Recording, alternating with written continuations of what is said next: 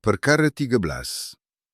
COVID-19 sebagai condition precedent kepada biological governance.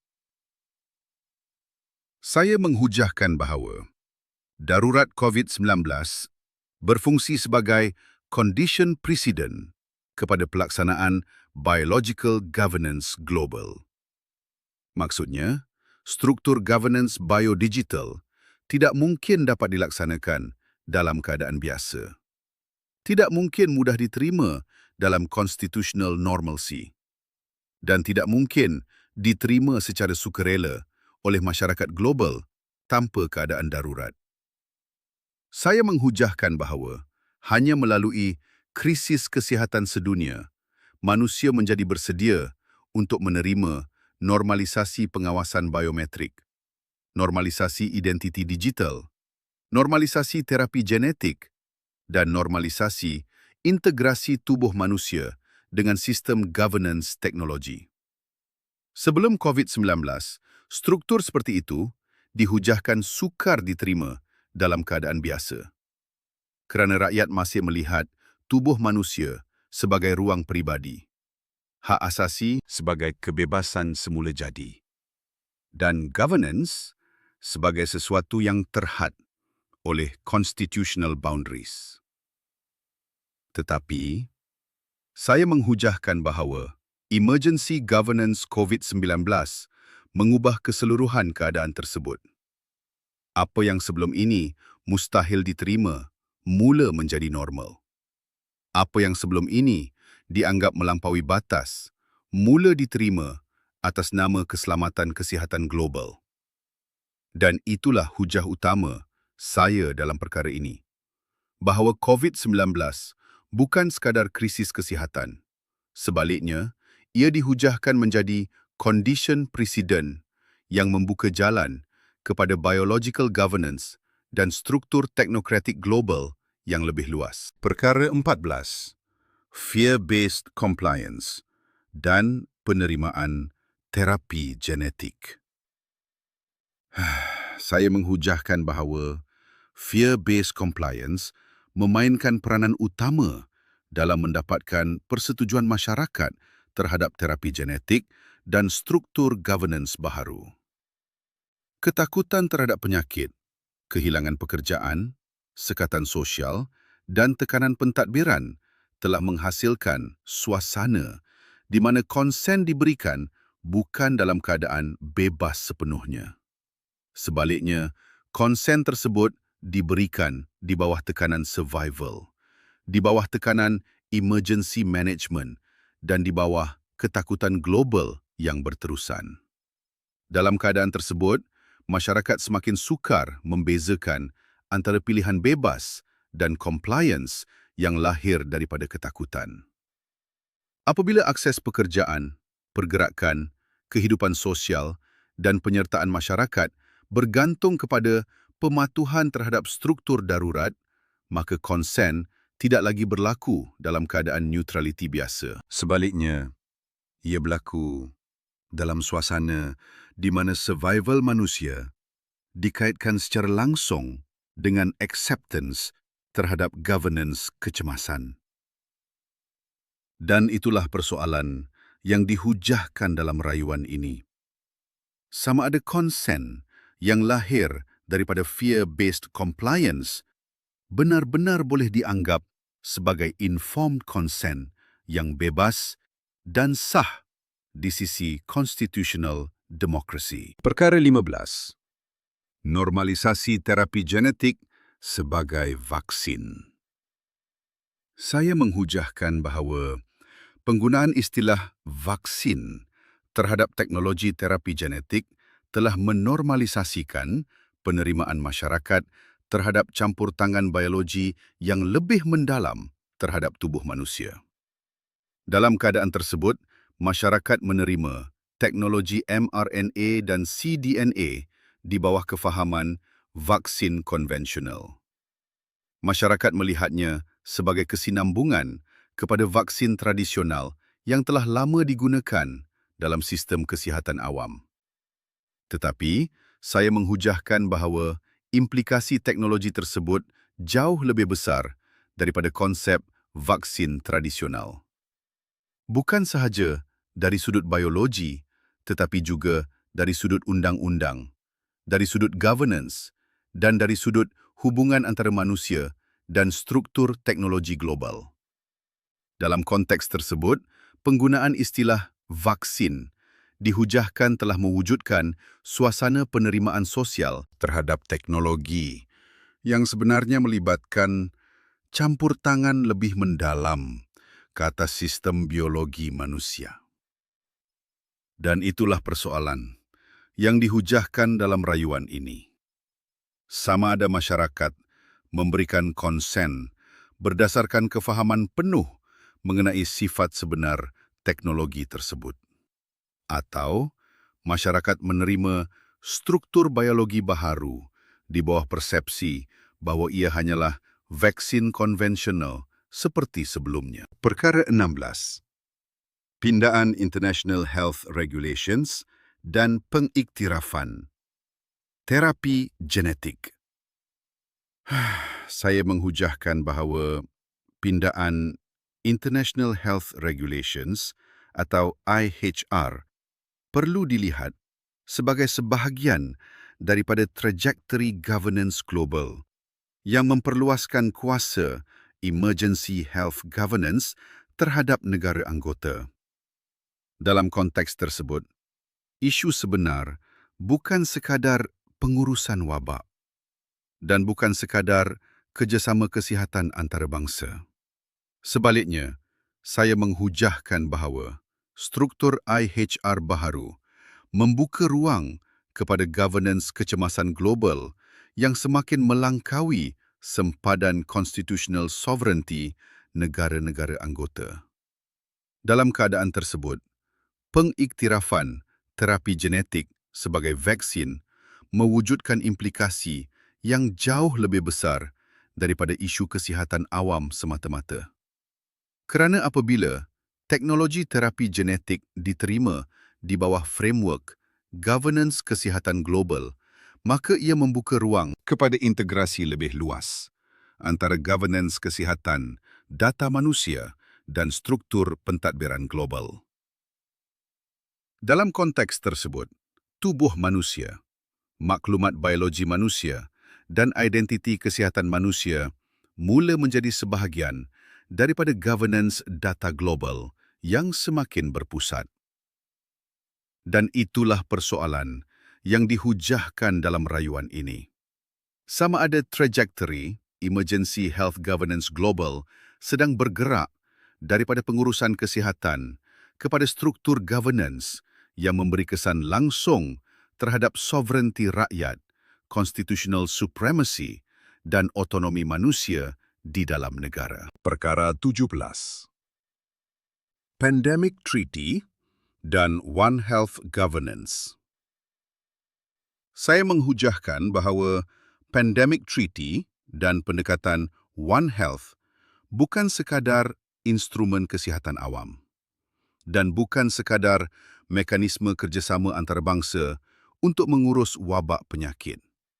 Sebaliknya, saya menghujahkan bahawa ia merupakan asas kepada governance global yang menyatukan manusia, haiwan, alam sekitar, data dan emergency powers di bawah satu struktur pentadbiran antarabangsa. Dalam konteks tersebut, isu sebenar tidak lagi terhad kepada kesihatan manusia semata-mata. Sebaliknya, governance manusia, alam sekitar, sistem data dan emergency management mula diintegrasikan ke dalam satu framework global yang semakin berpusat. Saya menghujahkan bahawa melalui pendekatan tersebut, sempadan antara governance kesihatan, governance alam sekitar dan governance sosial menjadi semakin kabur. Dan apabila emergency powers global mula diperluaskan melangkaui isu wabak kepada keseluruhan struktur kehidupan manusia, maka persoalannya bukan lagi sekadar cara mengurus pandemik. Sebaliknya, persoalan utamanya ialah legality, kontrak sosial global yang sedang dibentuk. Kerana saya menghujahkan bahawa struktur governance tersebut bukan sahaja memberi kesan kepada dasar kesihatan, tetapi juga kepada sovereignty negara, hak asasi manusia, autonomi tubuh manusia, dan constitutional supremacy di dalam negara anggota. Perkara 18. One Health sebagai global governance structure. Saya menghujahkan bahawa konsep One Health mewujudkan governance structure di mana kesihatan manusia tidak lagi dipisahkan daripada sistem data, daripada teknologi, daripada alam sekitar, dan daripada governance global. Dalam model tersebut, manusia tidak lagi dilihat secara berasingan sebagai individu bebas di bawah constitutional order tradisional.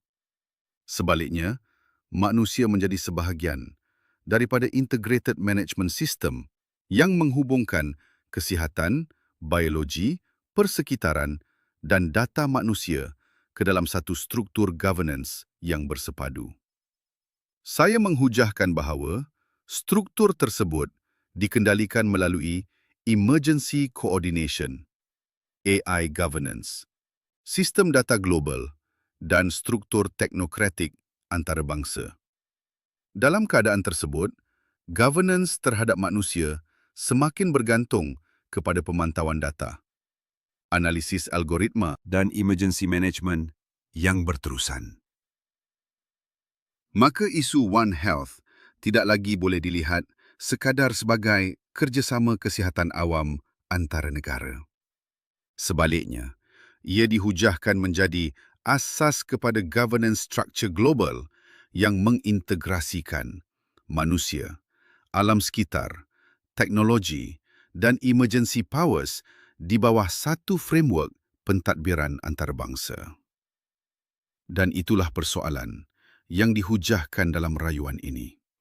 Apabila manusia menjadi sebahagian daripada integrated governance system yang dikawal melalui data, AI governance dan emergency coordination global, maka di manakah sempadan sebenar constitutional sovereignty dan autonomi manusia? Perkara 19. WHO governance dan sovereignty negara. Saya menghujahkan bahawa peningkatan pengaruh governance WHO melalui Pandemic Treaty, International Health Regulations dan One Health menimbulkan persoalan serius mengenai sovereignty negara dan constitutional supremacy. Dalam keadaan tersebut, isu sebenar bukan sekadar kerjasama kesihatan antarabangsa dan bukan sekadar koordinasi global menghadapi pandemik. Sebaliknya, saya menghujahkan bahawa struktur governance global tersebut semakin memperluaskan pengaruh governance antarabangsa ke atas dasar domestik negara.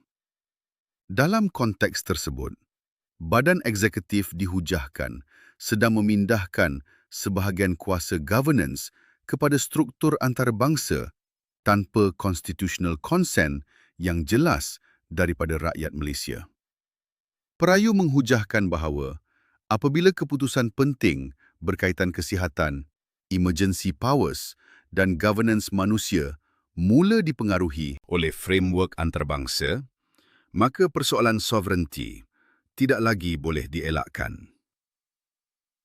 Kerana constitutional democracy diasaskan atas prinsip bahawa kuasa governance negara datang daripada rakyat melalui perlembagaan.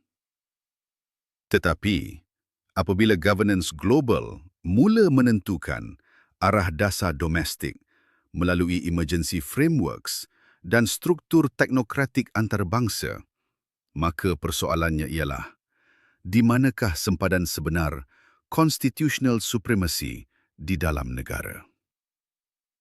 Dan itulah isu utama yang dihujahkan dalam rayuan ini. Sama ada trajektori governance global tersebut sedang mengubah hubungan asal antara rakyat, perlembagaan dan sovereignty negara tanpa constitutional mandate yang sah. Perkara 20. Emergency Health Governance menggantikan constitutional governance. Saya menghujahkan bahawa Emergency Health Governance telah mula menggantikan constitutional governance apabila keputusan penting berkaitan tubuh manusia, identiti digital dan kebebasan rakyat dilaksanakan melalui emergency powers dan arahan pentadbiran. Dalam keadaan tersebut, keputusan governance tidak lagi melalui constitutional scrutiny yang penuh, tidak lagi melalui proses constitutional democracy yang biasa, dan tidak lagi melalui sempadan governance yang sebelum ini dikawal oleh rule of law. Sebaliknya, saya menghujahkan bahawa struktur governance darurat mula menjadi asas kepada pelaksanaan polisi yang memberi kesan langsung terhadap kehidupan rakyat. Dalam konteks tersebut, isu sebenar bukan sekadar pengurusan kesihatan awam. Sebaliknya, ia melibatkan perubahan terhadap hubungan asas antara kerajaan dan rakyat. Apabila emergency powers digunakan untuk menentukan pergerakan manusia, otonomi tubuh manusia, identiti digital, dan penyertaan sosial rakyat, maka governance negara mula bergerak daripada constitutional order kepada emergency governance. Saya menghujahkan bahawa dalam keadaan tersebut, rule of law dan constitutional democracy semakin digantikan dengan governance berdasarkan darurat, berdasarkan compliance teknokratik, dan berdasarkan emergency management yang berterusan. Dan itulah persoalan utama yang dihujahkan dalam rayuan ini. Sama ada emergency health governance masih benar-benar beroperasi di bawah constitutional supremacy atau sedang berkembang menjadi struktur governance baru yang menggantikan constitutional governance secara beransur-ansur. Perkara 21. Perubatan tetap tertakluk kepada undang-undang. Saya menghujahkan bahawa semua bidang perubatan, termasuk vaksin, terapi genetik dan emergency health governance, tetap tertakluk kepada perlembagaan dan undang-undang negara. Tiada teknologi perubatan boleh melepasi constitutional scrutiny semata-mata atas alasan kesihatan awam, dan tidak boleh juga melepasi constitutional limits atas alasan kecemasan global. Kerana saya menghujahkan bahawa sovereignty rakyat dan hak asasi manusia tidak boleh diketepikan melalui keputusan teknokratik semata-mata. Dalam constitutional democracy, setiap bentuk governance, termasuk governance kesihatan, mesti kekal tertakluk kepada constitutional supremacy. Maksudnya, kuasa perubatan bukan kuasa mutlak. Kuasa saintifik bukan kuasa tanpa batas. Dan emergency governance bukan lesen untuk menggantung hak asasi manusia tanpa semakan undang-undang yang penuh. Saya menghujahkan bahawa walaupun sesuatu teknologi dibangunkan atas nama kesihatan, ia tetap mesti diuji di bawah prinsip rule of law, otonomi tubuh manusia dan constitutional accountability. Kerana apabila sesuatu bidang diletakkan di luar constitutional scrutiny atas alasan kecemasan, maka constitutional supremacy mula kehilangan fungsi sebagai undang-undang tertinggi negara. Dan itulah persoalan utama yang dihujahkan dalam rayuan ini. Sama ada emergency health governance masih benar-benar beroperasi di bawah perlembagaan atau sedang bergerak ke arah governance teknokratik yang mengatasi constitutional democracy dan sovereignty rakyat. Perkara 22. Polisi kesihatan tidak boleh mengatasi constitutional supremacy. Saya menghujahkan bahawa constitutional supremacy di bawah Perkara 4, Perlembagaan Persekutuan, mengatasi semua dasar pentadbiran, termasuk polisi kesihatan, emergency governance, dan semua bentuk arahan pentadbiran yang dilaksanakan oleh badan eksekutif. Dalam constitutional democracy, perlembagaan kekal sebagai undang-undang tertinggi negara, bukan polisi pentadbiran, bukan arahan teknokratik dan bukan emergency framework yang diwujudkan di luar constitutional limits.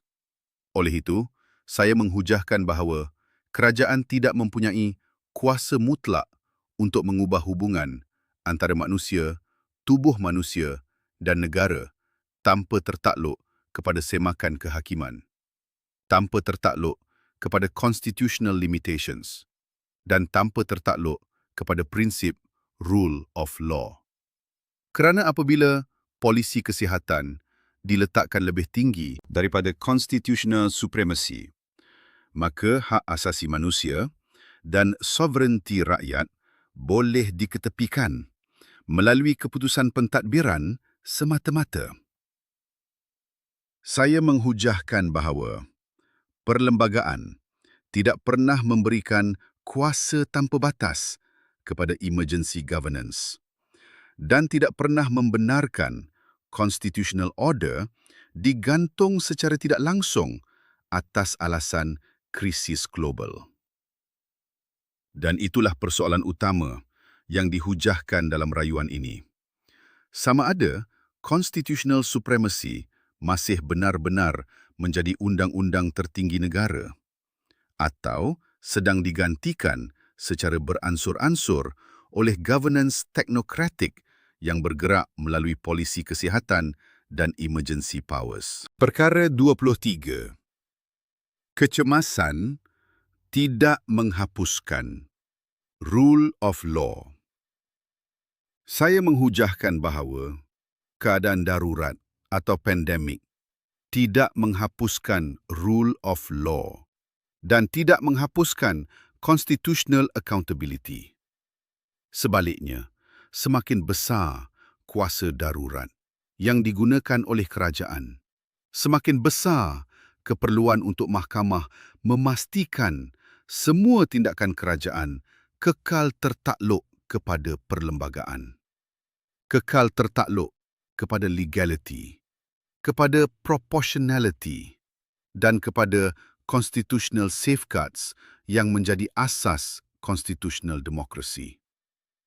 Saya menghujahkan bahawa darurat bukan alasan untuk menggantung constitutional supremacy dan bukan alasan untuk memberikan kuasa tanpa batas kepada governance eksekutif. Kerana dalam rule of law, kuasa kerajaan mesti sentiasa mempunyai had, mesti sentiasa boleh disemak dan mesti sentiasa tertakluk kepada semakan kehakiman. Dalam keadaan krisis, mahkamah tidak boleh sekadar berdiam diri atas alasan emergency governance. Sebaliknya, saya menghujahkan bahawa krisis besar menjadikan constitutional safeguards lebih penting dan bukan semakin lemah. Kerana apabila darurat digunakan untuk mengatasi constitutional limitations, maka emergency governance boleh berkembang menjadi struktur kuasa yang melampaui constitutional order. Dan itulah persoalan utama yang dihujahkan dalam rayuan ini. Sama ada rule of law masih benar-benar hidup dalam keadaan darurat atau sedang digantikan oleh governance berdasarkan emergency powers dan compliance teknokratik yang semakin meluas. Perkara 24. Seksyen 130B Subsection 2, Perenggan C, Subperenggan 2 dan ancaman terhadap kerajaan sah. Saya menghujahkan bahawa Seksyen 130B, Subsection 2, Perenggan C, Subperenggan 2 menjadi relevan apabila governance negara dihujahkan dipengaruhi oleh struktur global yang beroperasi di luar constitutional consent rakyat. Dalam konteks tersebut, isu yang dihujahkan bukan sekadar ancaman fizikal terhadap negara dan bukan sekadar ancaman keselamatan dalam bentuk konvensional. Sebaliknya, saya menghujahkan bahawa ancaman sebenar melibatkan legitimasi kerajaan sah, melibatkan constitutional governance dan melibatkan sovereignty rakyat Malaysia sebagai asas constitutional demokrasi. Kerana apabila struktur governance global mula mempengaruhi arah dasar negara di luar constitutional mandate dan di luar konsen rakyat, maka persoalan legitimasi governance mula timbul. Saya menghujahkan bahawa dalam keadaan tersebut, ancaman terhadap negara tidak semestinya berlaku melalui peperangan bersenjata dan tidak semestinya berlaku melalui kekerasan fizikal semata-mata. Sebaliknya, ancaman juga boleh berlaku melalui perubahan struktur governance, melalui pemindahan kuasa secara beransur-ansur kepada governance global, dan melalui hakisan constitutional sovereignty tanpa pengetahuan atau konsen rakyat. Dan itulah persoalan utama yang dihujahkan dalam rayuan ini.